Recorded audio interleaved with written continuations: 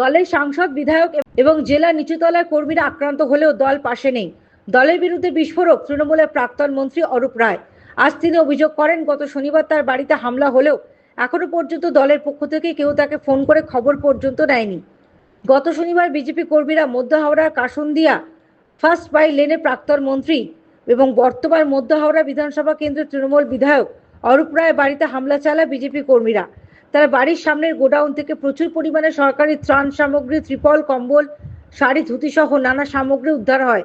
এই ঘটনার প্রেক্ষিতে বিজেপি কর্মীরা তার বাড়ির সামনে চোর চোর স্লোগান দেয়। এই ঘটনার প্রেক্ষিতে অরূপ রায় জানিয়েছিলেন, জেলা শাসককে তিনি আগেই ত্রাণের জিনিসপত্র গোডাউন থেকে সরিয়ে নেওয়ার জন্য অনুরোধ জানিয়েছিলেন।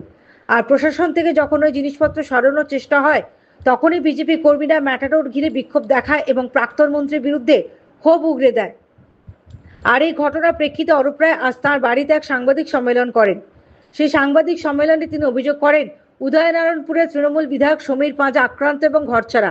তার বাড়িতে হামলা হলো, সাংসদ কল্যাণ বন্দ্যোপাধ্যায়ের উপর হামলা হলো, এমনকি জেলায় জেলায় কর্মীদের ওপর হামলা হচ্ছে, অথচ দল নীরব রয়েছে। দলের পক্ষ থেকে তাদের কোনো সমর্থন দেওয়া হচ্ছে না। এমনকি শনিবারের ঘটনার পর দল থেকে তাকে কেউ ফোন পর্যন্ত করেনি। তিনি আরো বলেন, আগেও দলে পরাজয় হয়েছে, কিন্তু তখনও তারা বুক ফুলিয়ে রাজনীতি করেছেন, রাস্তায় মিছিল মিটিং করেছেন, কোনো অসুবিধা হয়নি। অথচ আজকের মতো পরিস্থিতি তিনি কোনোদিনও দেখেননি। এই পরিস্থিতিতে দলের অনুষ্ঠানে তিনি থাকবেন কিনা এখনো ভেবে দেখেননি। এদিন তিনি জানান, শনিবারের হামলার প্রেক্ষিতে তিনি থানায় এফআইআর করবেন।